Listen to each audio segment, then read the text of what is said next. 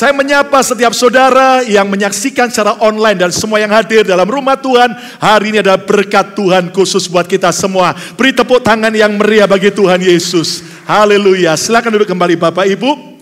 Dan saya yakin bahwa sukacita kita karena kita ada di dalam Kristus. Dan di dalam Kristus selalu ada pertolongan dan pengharapan melewati setiap keadaan. Tahun ini kita banyak belajar tentang influence atau pengaruh. Karena setiap hari kita dipengaruhi dan memberi pengaruh. Dan kita harus belajar baik-baik bagaimana kita menerima hanya pengaruh yang baik. Dan bagaimana kita hanya memberikan pengaruh yang baik. Nah, kita sudah belajar tentang where to lead. Bagaimana kita harus pergi, kemana kita harus pergi. Dan kemana Tuhan mau membawa kita pergi. Kemana arah gereja ini akan melangkah. Dan kita sudah belajar minggu lalu tentang bagaimana kita harus membawa orang datang kepada Yesus. Karena Yesus pemberi kepastian di tengah-tengah ketidakpastian. Yesus adalah jawaban dalam hidup setiap kita yang mengerti kata yes. Nah hari ini saudaraku kita akan lanjutkan lebih dalam lagi. Kemana Tuhan mau membawa kita, kemana kita harus pergi. Keluaran 3 ayat 7 sampai ayat yang ke-10. Seorang yang bernama Musa bertemu dengan Tuhan dan Tuhan berfirman. Ayat yang ke-7. Dan Tuhan berfirman, Aku Tuhan telah memperhatikan dengan sungguh kesengsaraan umatku di tanah Mesir. Tuhan kita bukan cuma Tuhan yang tahu, tapi Dia juga Tuhan yang memperhatikan dan peduli setiap pergumulan kita. Katakan amin. Dan aku Tuhan telah mendengar seruan mereka yang disebabkan oleh pengerah-pengerah mereka, penindas-penindas mereka. Ya, aku mengetahui penderitaan mereka. Apapun persoalan, pergumulan yang sedang saudara hadapi, Tuhan tahu dan Dia mau mendengar dan Dia siap menolong kita. Ayat 8. Sebab itu aku Tuhan telah turun untuk melepaskan mereka dari tangan orang Mesir dan menuntun mereka keluar dari negeri itu. Katakan bersama saya keras, keluar. Tuhan menuntun mereka keluar dari negeri itu ke suatu negeri yang baik dan luas. Suatu negeri yang berlimpah-limpah susu dan madunya. Dan inilah tentang tanah perjanjian, the promised land atau tanah perjanjian. Ke tempat orang Kanaan, orang Het, orang Amori, orang Feris, orang Hewi, dan orang Yebus. Ayat 9. Sekarang seruan orang Israel telah sampai kepadaku. Juga telah kulihat betapa kerasnya orang Mesir menindas mereka. Ayat yang ke-10 secara spesifik Tuhan berkata kepada hambanya Musa.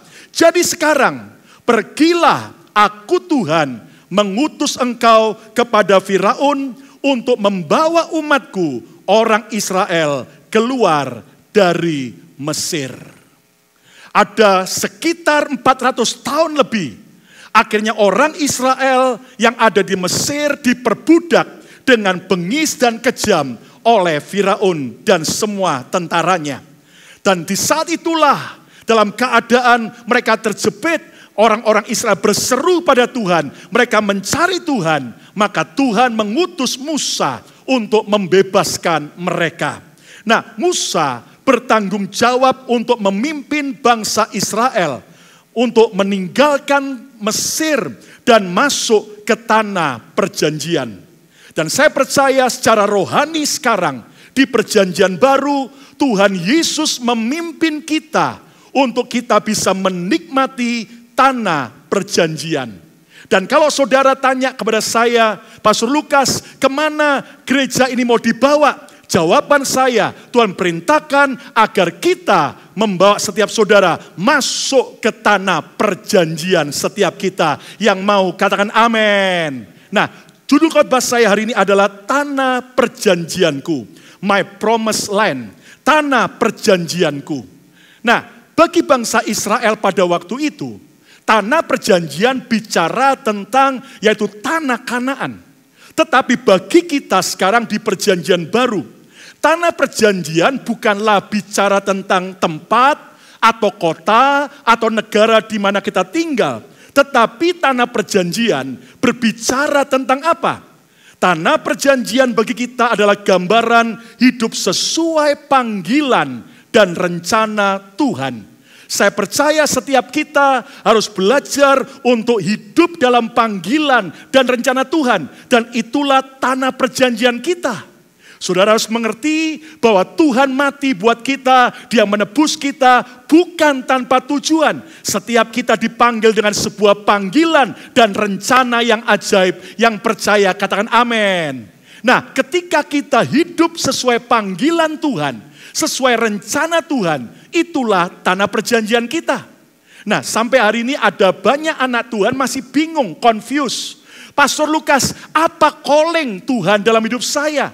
Saudara tidak perlu bingung, tidak semua saudara terpanggil untuk jadi hamba Tuhan sepenuh waktu, menjadi hamba Tuhan yang melayani Tuhan sepenuh waktu. Tapi saudara semua, saudara pasti sudah punya pekerjaan masing-masing. Ada saudara yang bekerja di perusahaan sebagai karyawan, ada saudara pengusaha, atau Anda mungkin seorang ahli atau seorang kaum profesional. Dengar baik-baik, di mana Anda bekerja, itu adalah pekerjaan Anda.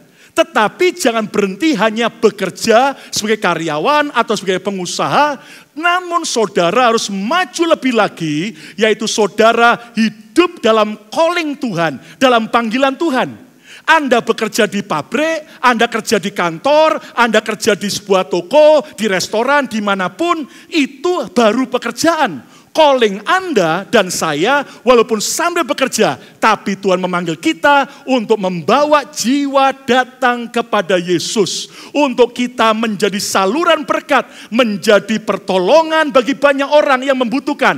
Itulah calling yang Tuhan tetapkan. Sambil bekerja, namun saudara melayani Tuhan. Sambil bekerja, saudara membawa jiwa pada Yesus. Itulah tanah perjanjian kita. Yang setuju katakan yes. Tanah perjanjian juga gambaran hidup menikmati impian setiap kita. Orang percaya boleh enggak punya impian? Enggak ada yang jawab. Saudara boleh enggak kita punya impian? Harus. Karena orang yang sudah tidak punya impian, dia sudah mati walaupun dia belum mati. Tuhan kita adalah Tuhan yang maha besar.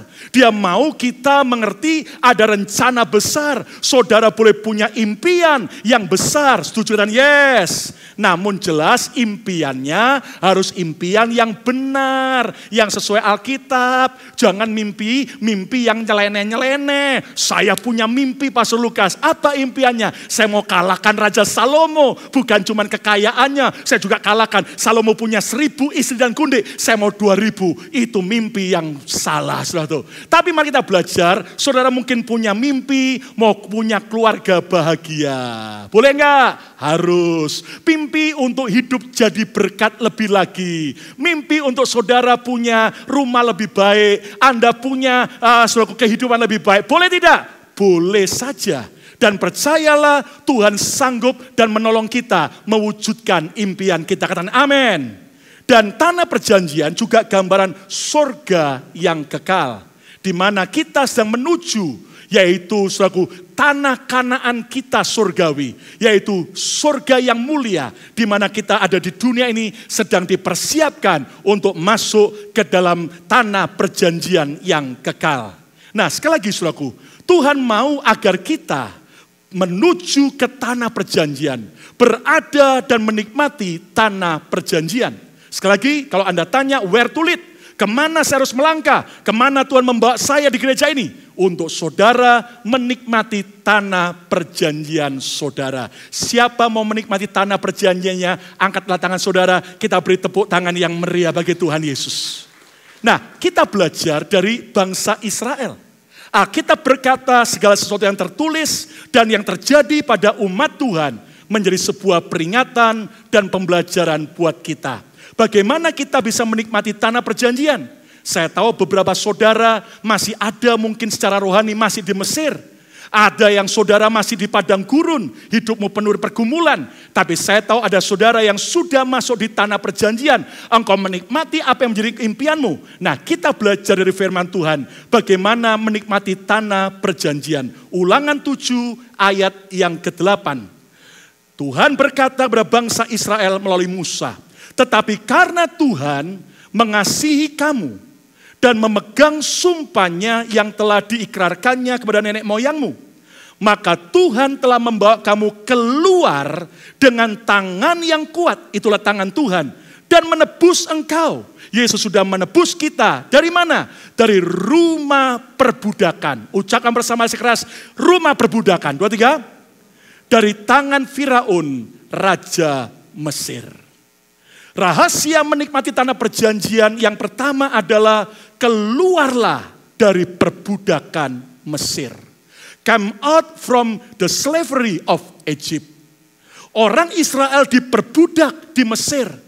Dan mereka betul-betul dirampas kemerdekaannya. Mereka tersiksa, mereka diperbudak dengan kejam, dengan bengis di tanah Mesir.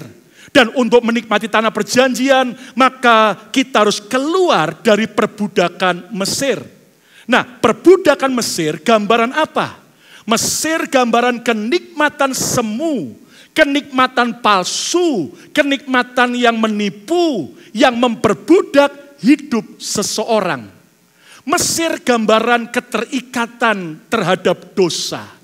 Ada orang yang terus terikat dengan dosa, berarti dia masih diperbudak di Mesir. Ada orang juga hanya hidup mengejar kesia-siaan.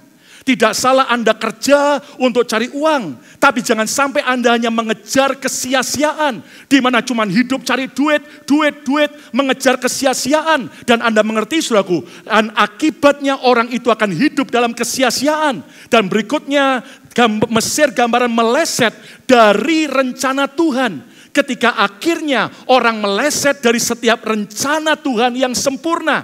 Ada panggilan Tuhan, ada rencana Tuhan, tapi dia tidak mencapai. Dan sedihnya adalah begini. Orang Israel sudah keluar dari Mesir.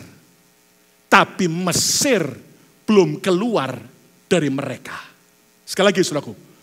Orang Israel waktu itu sudah keluar dari Mesir. Tapi sayangnya Mesir belum keluar dari orang Israel. Saudara sekalian, saya melihat ada banyak anak Tuhan sudah ditebus oleh darah Yesus, sudah diselamatkan.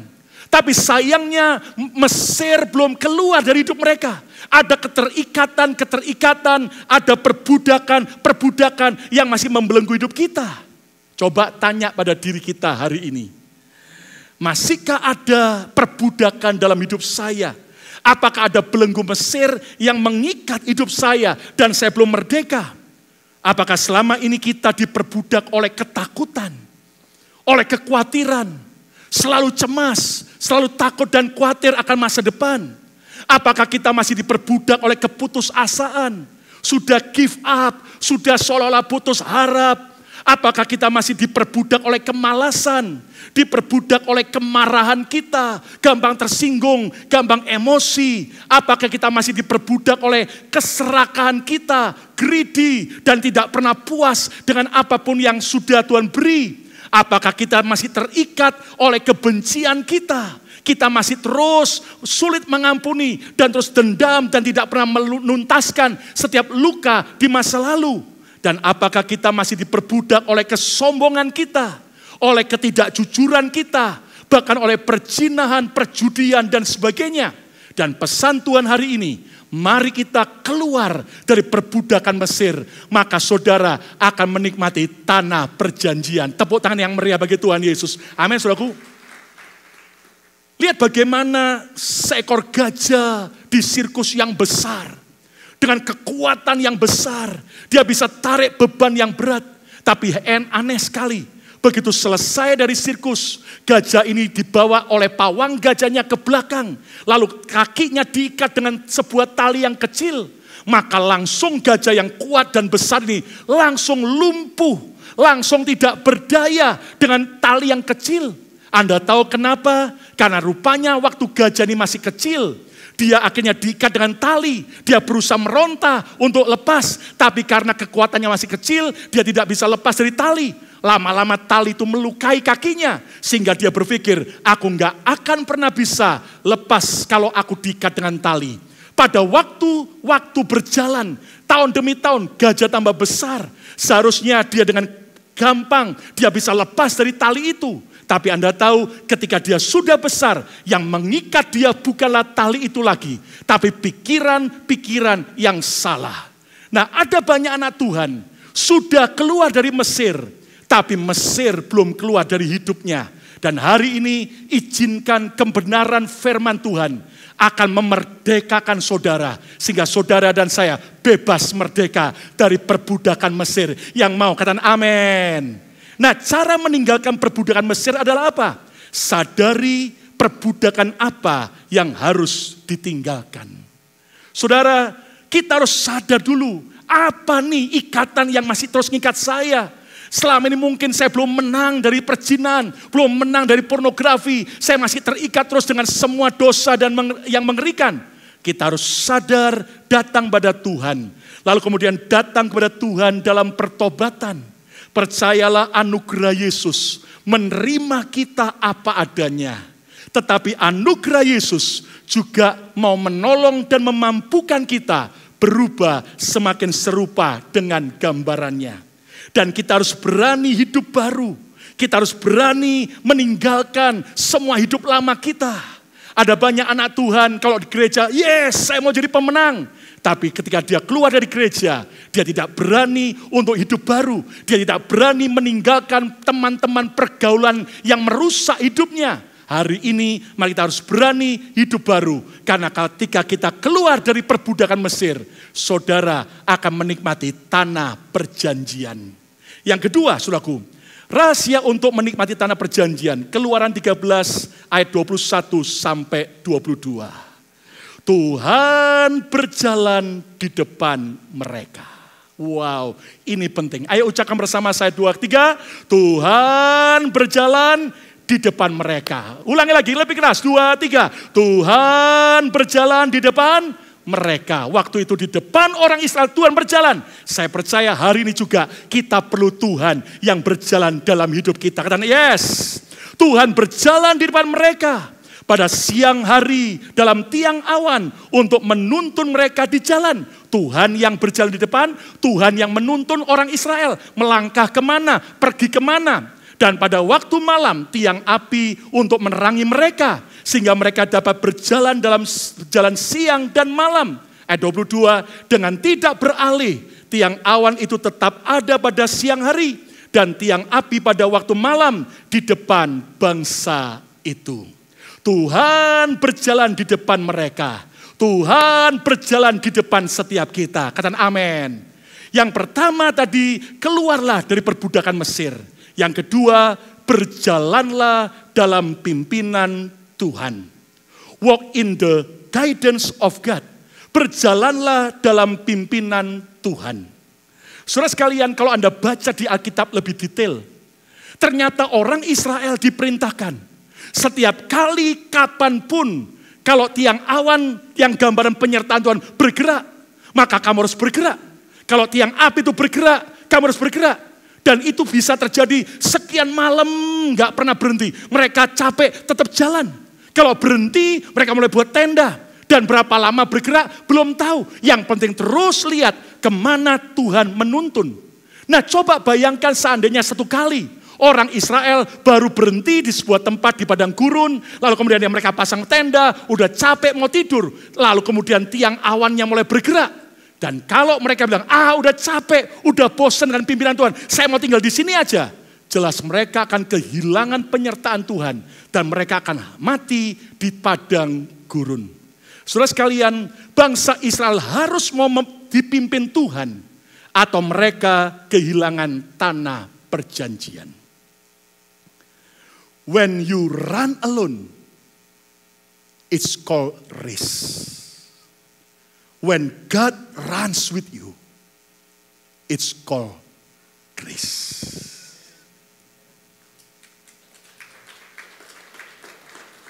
Saat kita berlari sendirian, dengan kekuatan kita, itu namanya pertandingan. Tapi saat Tuhan berlari bersama kita, itulah namanya anugerah. Saudara, apalagi di masa sekarang kita perlu dipimpin Tuhan. Dan apa sih arti hidup dipimpin Tuhan?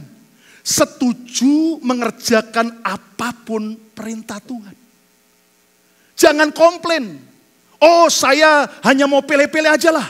Perintah Tuhan yang saya suka, yang cocok, saya lakukan. Yang saya nggak suka, saya nggak cocok, saya nggak mau lakukan. Nggak bisa. Orang Israel dilatih untuk ikut Tuhan, dipimpin Tuhan. Apapun, kemanapun, kapanpun mereka melangkah. Dan dipimpin Tuhan artinya adalah mengerjakan apapun perintah Tuhan dengan setuju. Saudara sekalian, kalau saya disuruh untuk menabur uang, nggak apa-apalah, kasih persembahan oke, kasih perbulan oke. Tapi kalau suruh ngampuni, sorry, saya nggak bisa ngampuni orang itu. Oh, kalau saya suruh untuk yaitu berdoa, saya akan berdoa. Baca kitab, saya baca kitab. Tapi kalau untuk melayani, enggak lah, banyak pengorbanan. Nanti saya korban perasaan, korban waktu dan sebagainya. No. Yang namanya hidup dipimpin Tuhan, kita harus mengerjakan apapun yang Tuhan perintahkan. Nah, persoalannya begini, saudaraku. Kalau Tuhan kelihatan mata jasmani, kita dengan mudah tahu. Tapi inilah yang kita harus belajar. Hidup dipimpin oleh Tuhan yang tidak kelihatan dengan mata jasmani. Tuhan adalah roh adanya. Dan di sini kita perlu belajar kepekaan dan pembelajaran. Kata bersama saya keras, kepekaan dan pembelajaran. 2, 3. Untuk bisa mengerti kehendak Tuhan. Ibarat orang buta. Dia tidak lihat apa-apa. Tapi bagaimana dia bisa jalan ke suatu tujuan. Mau tidak mau dia belajar kepekaan dengan tongkat butanya. Dia mulai jalan, dia mulai melangkah. Bahkan untuk dia bisa belajar dan membaca, maka dia harus pakai huruf braille dengan jarinya. Nah, ikut Tuhan juga sama. Saudara sekalian, kita harus setuju dengan apapun yang Tuhan perintahkan. Caranya bagaimana? Jangan hidup semaunya sendiri. Maaf kata, banyak orang itu keras kepala. Semau gue, pokoknya yang saya mau begini ya begini. No. Kalau saudara hidup dipimpin dirimu sendiri, engkau tidak akan melihat pembelaan Tuhan. Tapi saat kita mau dipimpin Tuhan, percayalah kita harus hidup sesuai apa yang Tuhan mau. Lalu percaya walaupun belum melihat. Belum ngerti nih, kenapa saya harus begini. Tapi kalau Tuhan yang perintahkan, yes sir, saya lakukan. Saudara, kekristenan itu ibarat puzzle. Saudara, kalau Anda main puzzle, itu banyak kepingan-kepingan Anda bingung. Waduh, ruwet banget. Tapi kalau Anda lihat ada big picture-nya, gambar besarnya. Walaupun hari ini engkau sedang mengalami pergumulan, keadaan yang seolah-olah kacau, nggak ngerti rencana Tuhan. Tapi lihatlah firman Tuhan, big picture kita. Hari depan kita penuh dengan harapan. Nah, belajarlah percaya walaupun belum ngerti. Kenapa? Makanya Alkitab bilang begini.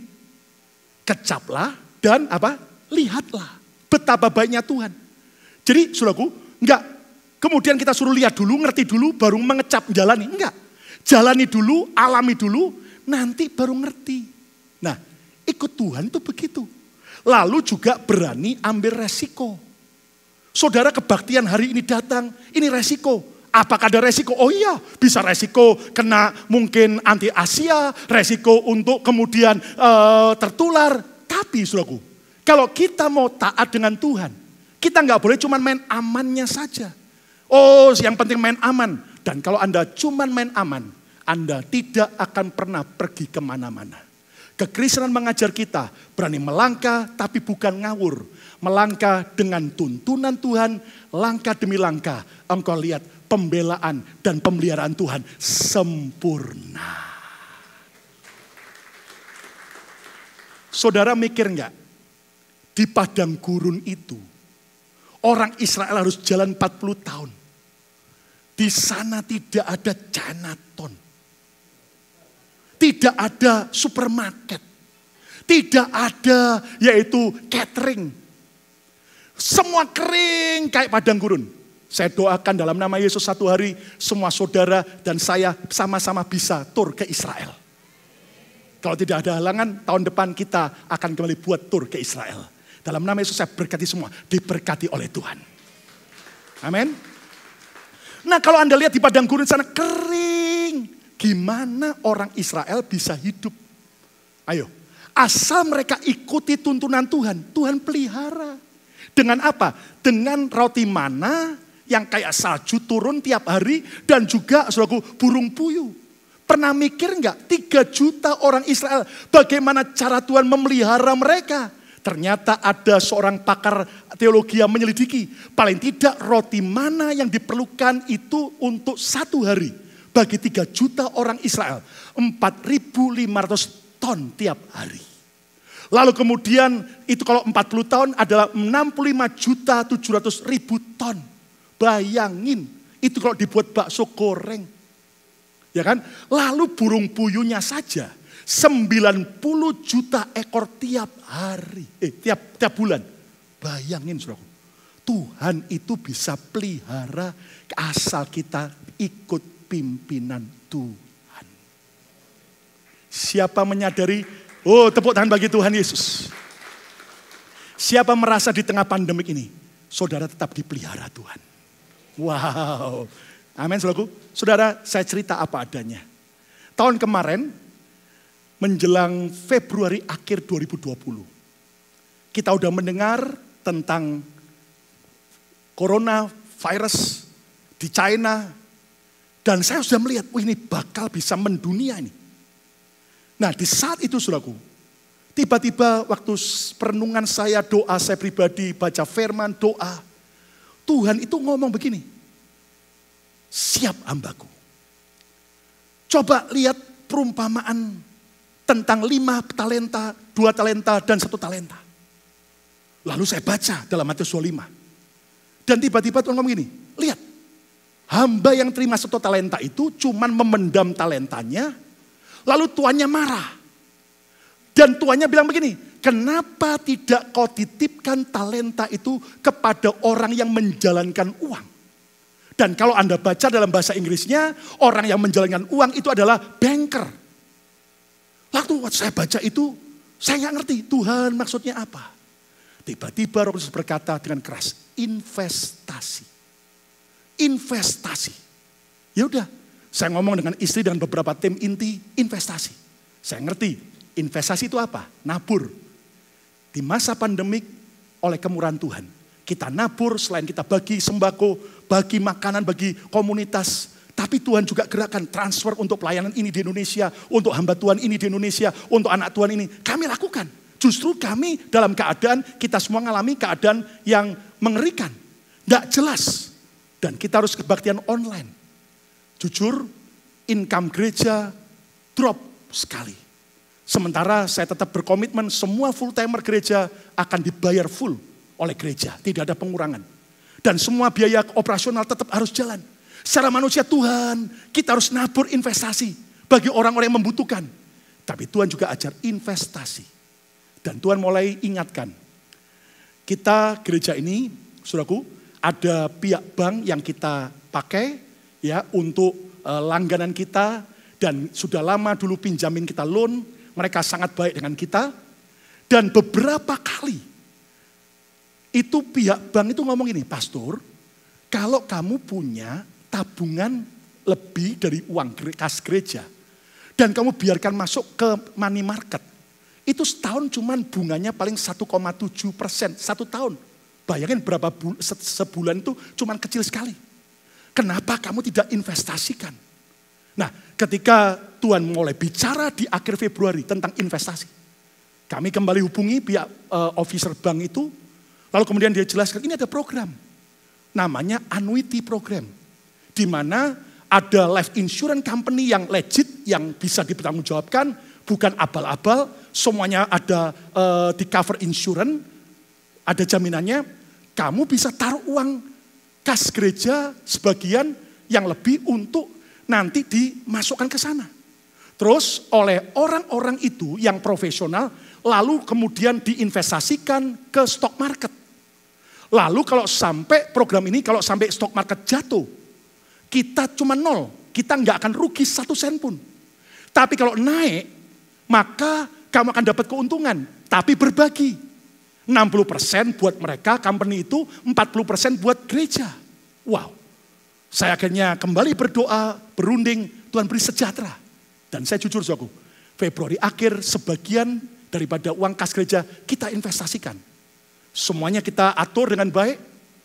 Dan siapa menduga Maret semua lockdown di Amerika. Dan itu harga stok market anjlok, ancur-ancuran jatuh. Dan ternyata di saat itu saya tanya gini, Tuhan, lah kok anjlok gini? Untung kita dapat surat dari company insurance itu. Uangmu kami belum mainkan stok karena masih baru, jadi kamu dapat bunga 1,5% satu bulan. Wah, belum.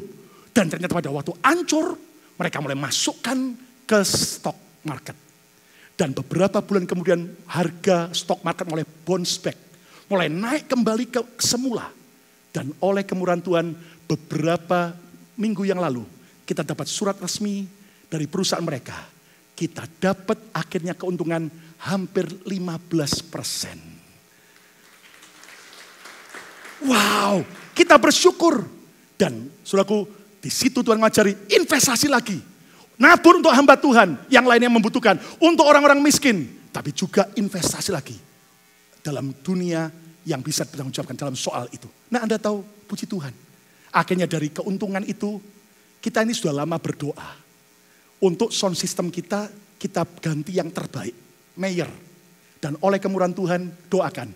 Dalam beberapa minggu ke depan, kita ganti yang baru dengan merek yang terbaik untuk kemuliaan nama Tuhan. Saudaraku, dan ternyata program annuity ini juga nggak cuma untuk gereja atau organisasi, tapi juga bisa personal. Dan saya katakan, lihat di tengah-tengah krisis, asal kita nurut sama Tuhan, dipimpin apa, walaupun nggak ngerti, nanti Tuhan akan bela dengan cara yang ajaib. Dan jangan khawatir, semua keuntungan daripada itu pun semua tetap masuk gereja. Tidak masuk ke kantong saya pribadi. Semua kita bertanggung jawabkan. Dan mari saya dorong saudaraku, hidup dipimpin Tuhan. Ngeri-ngeri asik. Kayak main puzzle. Nggak ngerti, tapi asal Tuhan perintahkan. Engkau dengar firman dan kau taat. Hidupmu akan lihat pembelaan demi pembelaan Tuhan yang sempurna. Keluarlah dari perbudakan Mesir. Berjalanlah dalam pimpinan Tuhan. Dan yang ketiga, yang terakhir. Rahasia menikmati tanah perjanjian. Ulangan 8 ayat 11 sampai 14. Sebelum orang Israel masuk ke tanah perjanjian. Apa yang Tuhan perintahkan, pesankan melalui Musa. Ayat 11. Hati-hatilah. Ulangi lagi yuk, ucapkan sama saya 2, 3. Hati-hatilah. Lebih keras lagi, 2, 3. Hati-hatilah. Pegang dada masing-masing, ngomong sama diri sendiri. 2, 3. Hati-hatilah. Supaya jangan engkau melupakan Tuhan Allahmu saat masuk ke tanah perjanjian. Dengan tidak berpegang pada perintah, peraturan dan ketetapannya yang kusampaikan kepadamu pada hari ini. Ayat 12.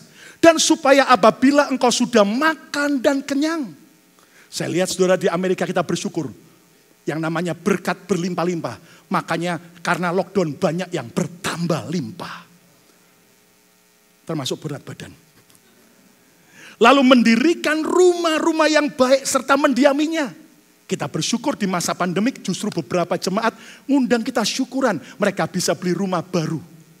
Saya berkati dalam nama Yesus semua saudara akan diberkati Tuhan rumah yang lebih baik. Boleh enggak anak Tuhan punya rumah lebih baik? Boleh enggak? Boleh. Tapi hati-hati. Lihat ayat 13. Dan apabila lembu sapimu dan kambing dombamu bertambah banyak. Bisnis Anda, kerjaan Anda tambah sukses. Dan emas serta perakmu bertambah banyak. Saya berkati semua saudara tambah diberkati, katakan amin. Dan segala yang ada padamu bertambah banyak. Termasuk uang yang dibawa bantal rumah saudara tambah banyak. Ayat 14. Jangan engkau tinggi hati. Sehingga engkau melupakan Tuhan Allahmu. Yang membawa engkau keluar dari tanah Mesir. Dari rumah perbudakan. Yang ketiga yang terakhir. Rahasia menikmati tanah perjanjian. Bersiaplah menduduki tanah perjanjian. Be ready to occupy the promised land. Musa memberi banyak pesan. Peringatan kepada bangsa Israel. Berhati-hatilah, berhati-hatilah. Jangan kamu melupakan Tuhan. Jangan sombong, siap ya. Nanti kamu tambah diberkati. Harus ingat Tuhan ya, harus rendah hati ya. Dan ini bicara apa? Persiapan untuk menduduki tanah perjanjian. Pertanyaannya, kenapa berkali-kali kalau Anda baca di Alkitab, sebelum orang Israel masuk ke tanah perjanjian, Tuhan memperingatkan hati-hati, hati-hati, hati-hati. Jawaban saya, success is more dangerous than failure. Sukses jauh lebih berbahaya daripada kegagalan. Kesuksesan itu ibarat jalan yang licin, slippery, dan telah membuat banyak orang jatuh.